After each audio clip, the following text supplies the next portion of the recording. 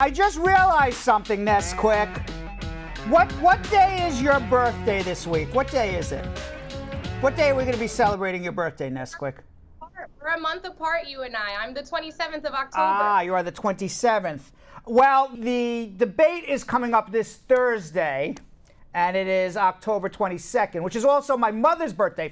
So for a second, I thought you and my mother shared the same birthday, and I'm like, two boss ladies in my life with the same exact. No wonder. I mean, I call two people boss ladies in my life, you and my mother. So you're off by about 5 days. And the only reason I'm saying this is because the last presidential debate is this Thursday, and my entire family told my mother, Mom, we're going to go celebrate your birthday this weekend. We all want to watch the debate. So nobody, so poor Mom nobody's going out with Mom on her birthday except my father. They decided they don't care what happens in America. They're in their 80s, whatever. You guys vote for whoever you want. We're past our prime already. That's what they told me. But they're going to vote, but they're not going to watch the debate. But the rest of our family is staying home to watch the debate. And by the way, they did a poll, Vanessa and Yo-Yo. They did a poll, and Gallup did a poll to decide what the topics for this Thursday's debate between Trump and Biden is going to be. What do you think is the number one topic on most people's minds, if you had to take a guess? You're a voter. You're an American. What's number one priority, Yo-Yo and Vanessa, if you had to take a guess? Jeez, like right now? Right now. I would say it's either between like COVID related or like work related, like with unemployment. Ding, ding, ding! COVID. Everybody. Exactly. Thank you, Julian. It's all COVID. That's what is on everybody's mind. And now, the number one topic of conversation in the debates in 2016 didn't even make it in the top 10 or even 20 issues. It's not even going to be in the debate at all, this. What do you think is the number one issue in 2016 that Donald Trump made a big deal about that nobody cares about right now? The wall. Immigration, correct. Less than 3% of the people in the Gallup poll felt immigration was an important topic to talk about during the presidential debate. Now, you can look at this in one of two ways. You could look at this saying, wow, that's really bad for immigrants. What a horrible thing. Nobody even cares about immigrants anymore. Or you could look at it and say, well, most people have decided their thoughts on immigration anymore. We don't need a debate. And I'll tell you, go ahead.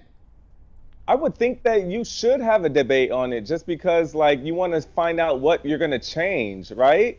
Like, we want to know what's going to change because everything that's been happening in immigration has just been horrible with the detention camps, separating the family. I would think that it might not be the top question but, like, I felt like they should still at least touch on the topic. Well, I'll tell you this. Most Americans, according to the Gallup poll that was done to determine what are the issues most important to Americans in this election.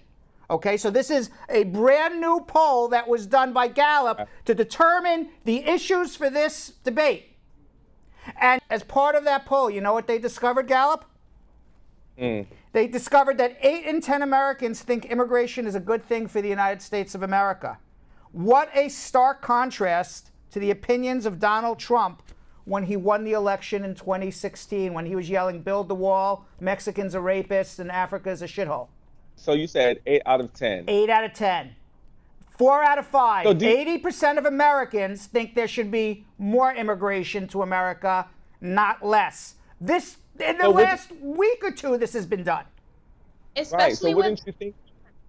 With all the travel bans that we've been talking about on the show, like these are things that need to be discussed so people know where they stand moving forward.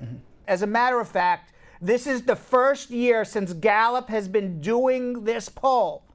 And they have been doing polls on immigration since 1965. So what is that? That's over 50 years of polling on immigration. This is the first time that Gallup has found that Americans want more immigration, not less. First year ever. First year ever. Wow. So the presidential debate's going to come on Thursday. It'll be spoofed on SNL on Saturday. I am sure Donald Trump will be, yelling at Biden, not letting him talk, trying to maybe even get his gerbs on Biden. Who knows? Who knows it's going to be something crazy, right? I thought about you guys the whole time. I was so upset that we were off the air during the first debate because I'm like, I want to hear what the guys have to say about this mess. Hopefully things are smoother this time around because last time, well, that was a show. Well, I actually even think at this point, you really got to be in a coma. When CNN or MSNBC or any of these news shows bring on these voters, and these are the undecided voters. How could you possibly be undecided at this point?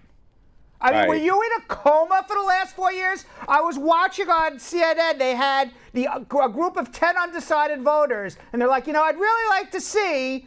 Trump and Biden are going to say in this debate. I'm like, must be that they really had to look really far and wide to find 10 people who still don't know who they're going to vote for. I'm like, these people must have been like in a hospital, in a coma, and they just woke them up after 20 years. I think personally, I don't think watching this debate, anybody is going to change their mind. People who want Biden are going to still vote for Biden at the end of this debate. People who want Trump are going to want Trump at the end of the debate. I don't think somebody's going to watch the debate and say, you know what, I'm going to switch my vote. I would find it really hard to believe. I will say what this is for, which is why Trump is going to try to railroad Biden. It's not about changing people's minds. It's about getting people excited to go out and vote. That's what Trump's thing is in this debate, and that's what Biden's thing should be also in this debate. Getting your voter who may be in favor of Trump or maybe in favor of Biden, who may say, you know what, I don't have the energy to go wait online. It's cold, maybe it's bad weather, maybe the lines are long, maybe I'm concerned I'm going to get COVID, maybe it's not that important to me. This is to get that voter who may be inclined to vote for Trump, has decided I'm a Trump supporter, or maybe inclined to vote for Biden, I'm a Biden supporter, to get up off the couch, go wait online, and vote. This whole debate is get out the vote for your voters, which is why Trump is going to be Trump. So you're going to watch CNN after, or you're going to watch MSNBC, and you're going to have all these people saying, Trump didn't do any service to himself. We don't understand why he says QAnon is a legitimate thing. He's not denouncing QAnon. He's not denouncing racism. He's not denouncing Proud Boys. It's because he's trying to encourage his group of people to vote. That's what he's trying to do. He's not trying to change anybody's mind at this point. And neither is Biden. Biden is, Mr. Rogers. Okay, that's his thing. He's the complete opposite of Donald Trump. He's playing Mr. Rogers. I think even Jim Carrey put on the Mr. Rogers vest on Saturday Night Live. I said it was perfect. He's Mr. Rogers. And he's like, I'm trying to be like this old, grandfatherly, calm figure. And by the way, Biden is not. He's not a calm figure at all. He was a yeller during the 2012 vice presidential debate. He was a bulldog. But now he's turned into like this soft Mr. Rogers. It's a comparison to Trump. It's all about getting out their voters. That's what it is. Nobody's changing their mind. And they march in 10 people. I want to hear what they has to say. I haven't decided who I'm going to vote. You in a coma? Biden was in Florida today, so we'll see how that goes. He had his rally in Florida. Oh, so I thought, was Biden in Florida or was Kamala in Florida? I know there was a Democrat rally. I thought it was Biden, but it could have been Kamala. Yeah, I think, and I could be wrong, but I think it was Kamala who went to Florida and Biden is preparing for the debate. But I could be wrong. Maybe Biden did show up in Florida at the end. Are you following the Supreme Court nomination of Amy Coney Barrett? Been reading a little bit about it because this is what we were talking about when we were saying this is like the first time in history they're trying to replace it before the election or something like that. Correct. What's happening is they're trying to get a conservative judge onto the Supreme Court. Because if you get a judge onto the Supreme Court, that's a position for life. And look, she looks like a relatively young woman. I think she's in her 40s. So now you have a conservative judge on the Supreme Court for the next 30, 40 years. You know, Ruth Bader Ginsburg was on the court till she was 85. So assuming, you know, Amy Coney Barrett wants to work as long and live as long as Ruth Bader Ginsburg, she's on the court for the next 45 years as a very conservative judge. You're there for life. And the Republicans don't know if they're going to win or not. So if they railroad her into the Supreme Court right now, they've changed the trajectory of the Supreme Court for the next 40 years versus waiting two generations. Now, let me read you one of the most important decisions written by Judge Amy Coney Barrett. The Associated Press, they published a report on Barrett's most notable judicial opinions, which included a 2019 workplace discrimination case. Last year, less than 12 months ago. Okay, this decision, Yo-Yo and Vanessa, a 2019 workplace discrimination case in which she wrote the opinion that the use of the N-word in work, in the office, in the workplace, has not created a hostile or abusive working environment. That somebody could walk around and go N-word, N-word, N-word, N-word, N-word, and that is not a hostile, abusive working environment. That was her decision. That is this woman who is going to be correct. That is this woman who is going to be on the Supreme Court for perhaps the next 40 years if she lives and works as long as Ruth Bader Ginsburg. In the ruling, Barrett said that while she found the use of the word abhorrent, she wasn't in favor of it, the plaintiff in the case had not made a strong enough case that harassment was occurring. She wrote, "The N-word is an egregious racial epithet. That said, Smith can't win simply by proving that the word was uttered. He must also demonstrate that Colbert's use of the word altered the conditions of his employment and created a hostile or abusive working environment." Now, even Supreme Court Justice Brett Kavanaugh, okay, he was the other Trump appointee.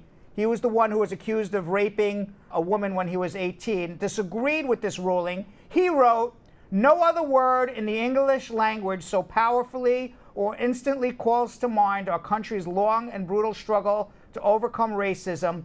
A single sufficiently severe incident may create a hostile work environment." Now, with that being said, I got to lay it all out for you.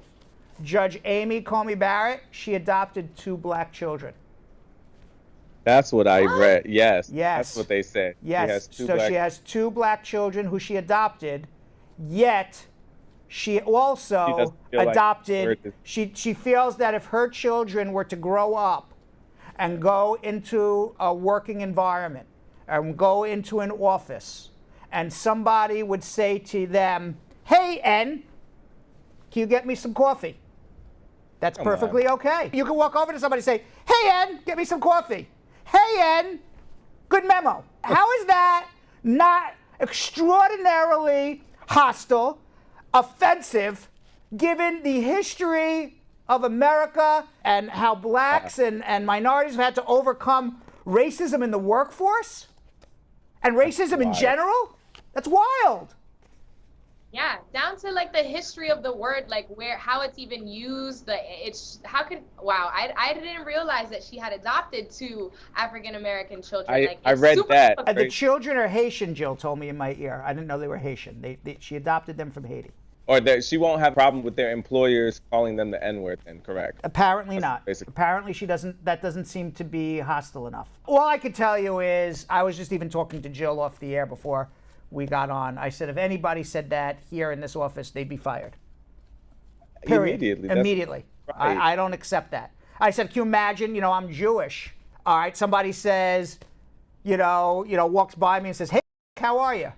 It's literally going back to civil rights era when everybody, you could say it freely in any type of environment that you were in. You would get away with it. It's okay to do that back then. it's not okay today to do this. So I don't understand how did that even come up like as a question? Is saying the N-word in a work environment hostile? How is that even a topic of discussion? How did that even get on an appeal? How does that even get on appeal? Right. That's what I'm asking. Like how? How does that even get on appeal? I don't know. According and I want to know. By the way, all of this discussion, all of our discussion, it's for nothing. She's going to be on the Supreme Court, but we should know who the Republicans are putting up there. We should know, think about it when we say, oh, maybe my vote doesn't matter. Maybe I don't need to go vote. Maybe it's not that important to me. Think about the importance of who they're putting on the Supreme Court that's going to affect your life, every person's life for the next 40 years in America. Your vote matters. Your vote definitely matters. You don't want these people on the Supreme Court. I don't want somebody like that on the Supreme Court. And by the way, if this election goes to a contested election, it's very, very close between Biden and Trump brings a lawsuit to contest the election, he's going to contest elections in particular states, and say, in Michigan, this was unfair. In Florida, this was unfair.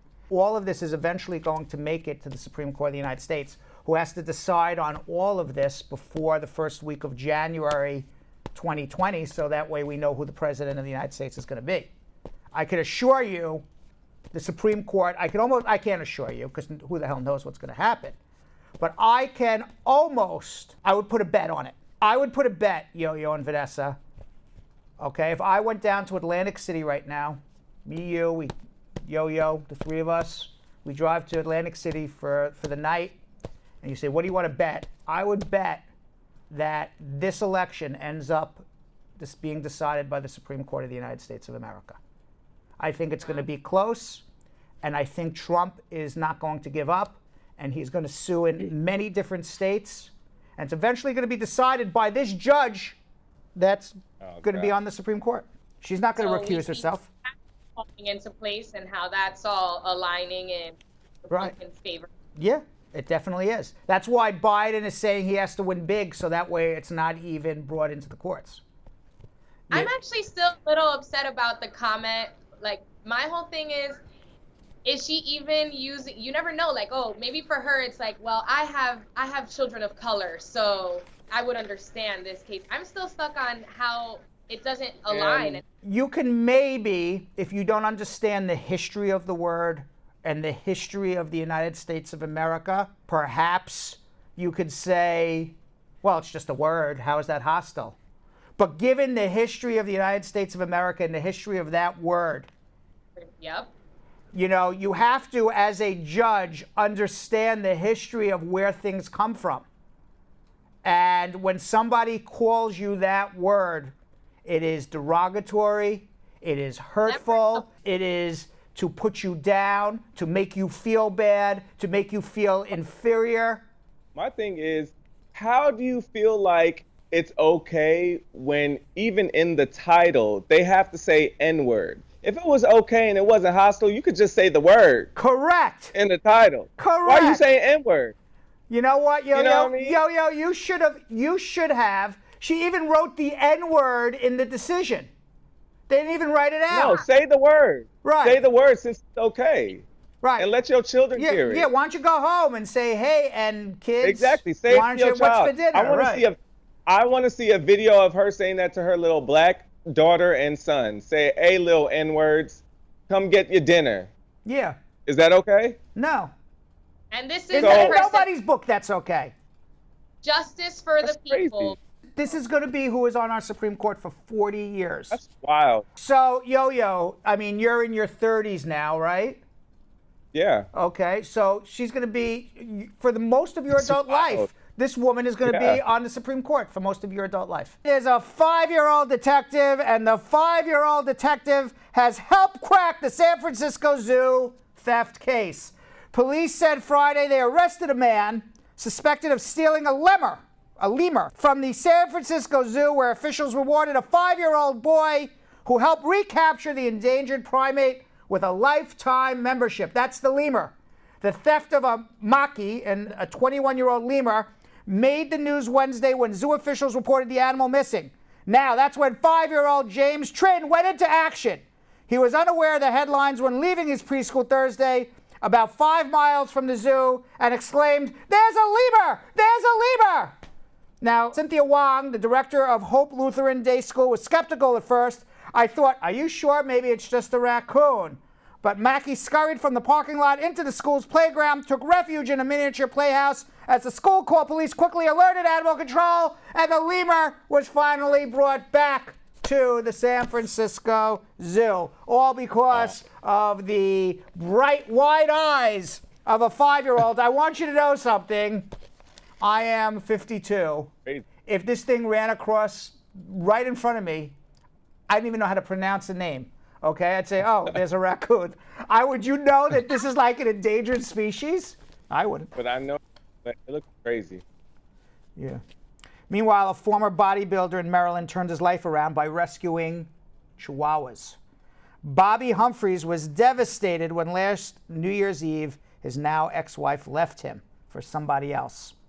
Now, Humphreys has revealed how he was saved from a brutal battle with depression by adopting more than 50 tiny dogs. It all started with a close friend. 50 dogs he adopted. It all started when a close friend asked him to care for his son's dog, Lady. He said, "She asked me if I would mind temporarily keeping her until she could find another place." Of course, I accepted. Lady is a special case who did not like people very much, especially men. Now, after caring for Lady, Bobby knew that he needed to get his own Chihuahua. In his quest to find one, he learned more about how many of the dogs need good homes. He said, "I know what it's like to not have anyone there to protect you or be there for you, so I made a promise that once with me, they'd never feel this way again." Bobby's first adoptee was a Chihuahua called Kira that he found on Craigslist, who went from trying to bite his hand off to sitting on his lap. He has now rescued over 50 pups since opening his Big Guy Little World Sanctuary. Bobby said, "I have an incredible relationship with the local animal control who is in charge of my kennel license. They adore what I do." Look at this huge, huge guy with all these tiny, tiny little dogs. Very sensitive man, this man, I guess, Bobby. Would you want to live with 50 dogs in your apartment, in apartment A? Absolutely not. I had to babysit or doggy sit my friend's dog 2 weeks ago, and I felt like the night that I had it threw up. It pooped in my bathroom. He said he would not poop in the house. He started vomiting everywhere. I was like, oh, take this thing. There's no way I could do 50. You like dogs, Vanessa? No, it's the picking up dog poop thing for me that it just fits. Yeah. You know what it is? Dogs are a lot of work. All right, I had them. You got to walk them 2-3 times a day. When you come home, especially walking them in the city, their feet are dirty. Then they jump up on your couch. They dirty the couch. Then they jump up on the bed. That's the bed you sleep on with dirty paws. Then they wake you up at 6:30 in the morning till, you got to walk them. If not, they're, peeing on the carpet. Dogs are not easy, but they're very cute. But they're very cute. Chihuahuas. But they're very Chihuahuas. cute. Jill just said something in my head. She goes, "Why are we doing Fuzzy Monday? None of you guys like dogs." Well, I like dogs. I don't like Chihuahuas. I like dogs. But it's Fuzzy Monday. I like dogs. I'm not ready for the responsibility of a dog. We're all complaining about dogs. We're like, okay, it's Fuzzy Monday. I like dogs. Just not for me. Our last Fuzzy Monday, and then we got to get to our immigration questions. A cafe in Seoul featured some unexpected guests, raccoons. It's the Raccoon Cafe. You can buy drinks and food, but the real main attraction are the raccoons, which are kept in separate rooms divided by glass walls. At this Raccoon Cafe, interspecies mingling is not allowed, but celebrated. If you decide to go to the raccoon rooms, you can bring your dog to meet their fuzzy raccoon friends. There's even a jungle gym for the raccoons to play on. A sign at the cafe explains that one of the more popular raccoons is not in fact pregnant. He's just fat, a consequence of devoted tourists.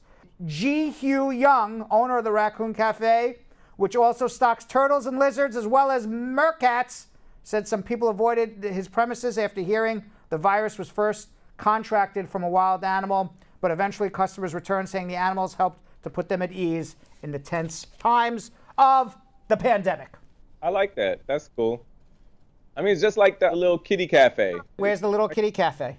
I feel like Jilly and I did a segment of this, like with another show from back in the day. And I think it's like a traveling kitty cafe that, you can go and, study or, just sit in a room full of kitty cats.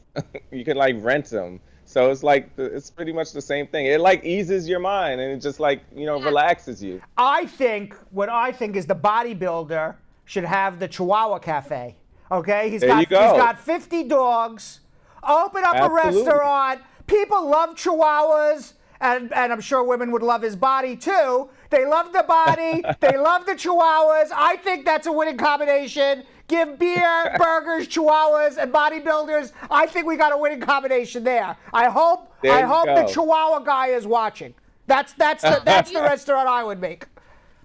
They used to do that in my university, actually. Like every ever so time, they would have a puppy therapy, and it's like exactly like the cafe. Like they would bring dogs in, and like you could take time and go over there and pet it between classes because it's like Yo-Yo said, like it's soothing and it's therapy. What was that movie? It was like a movie from like 10, 15 years ago with P. Diddy when he's like, pet the fur, pet the fur. I'm just going through my head with P. Diddy going, pet the fur, pet the fur. Get him to the Greek. Yeah, get him to the Greek with Jonah Hill. That was it. Very good, Jill. Jill with Jonah Jill. Hill. Yeah. And they were like, Yeah. right. And he was like, pet the fur, pet the fur, pet the fur. He was trying to calm him down. All right.